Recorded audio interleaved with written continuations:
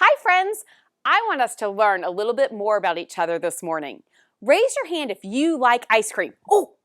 Raise your hand if winter is your favorite season. Pastor Lawrence, you know it's your favorite. That hand better be raised high. Raise your hand if you like to swim. Not so much that one for Miss Megan. Let's do one more.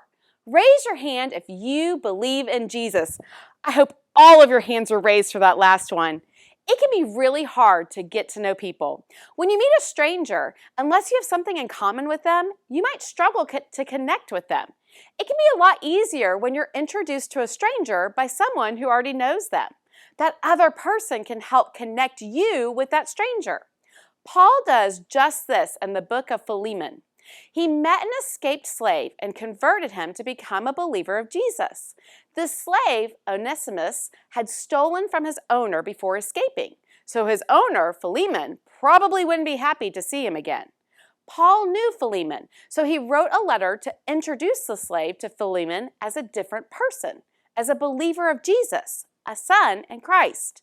When he writes to Philemon to reintroduce Onesimus, he explains that the relationship between Philemon and Onesimus is no longer one of strangers. They are now connected because they have something in common. They are both brothers in Christ. Paul believed that Onesimus and Philemon could now be friends or even family because their relationship with Jesus. It didn't matter what Onesimus or Philemon used to be. They are now both Jesus followers. Paul shows us with this letter how important it is to remember that we as Jesus followers are all connected.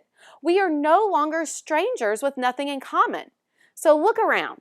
Even though you might not know that person sitting a few pews away from you, you already know something about them that you can connect to. They believe in Jesus just like you. Take a step to build on that connection and watch how strangers become friends and friends become family. See you next week.